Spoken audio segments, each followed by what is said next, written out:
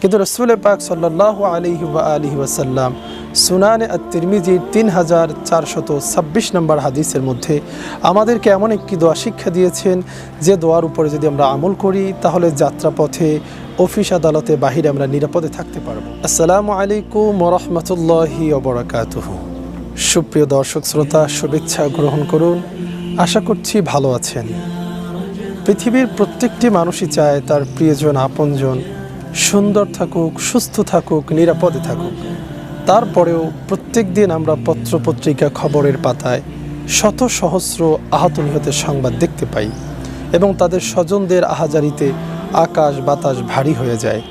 কিন্তু রাসূল পাক সাল্লাল্লাহু আলাইহি ওয়া আলিহি ওয়াসাল্লাম সুনানে আত-তিরমিজির 3426 নম্বর হাদিসের মধ্যে আমাদেরকে এমন একটি দোয়া শিক্ষা দিয়েছেন যে দোয়ার উপরে যদি আমরা আমল করি তাহলে যাত্রাপথে, অফিস আদালতে, বাহিরে আমরা নিরাপদে থাকতে পারবো।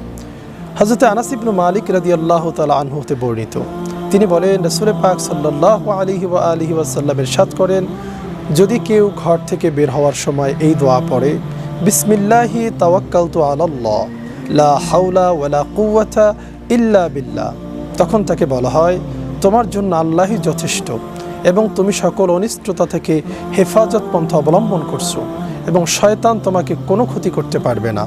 এবং ওই ব্যক্তি ঘর থেকে বের হয়ে ফিরে আসা পর্যন্ত সকল ধরনের বিপদ আপদ থেকে, বালা মুসিবত, অ্যাক্সিডেন্ট থেকে সে আল্লাহর পক্ষ থেকে নিরাপত্তা লাভ করবে।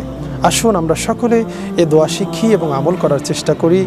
আল্লাহ তাআলা আমাদের সকলকে নিরাপদ জীবনযাপন করার তৌফিক দান করুক। আসসালামু আলাইকুম ওয়া রাহমাতুল্লাহ।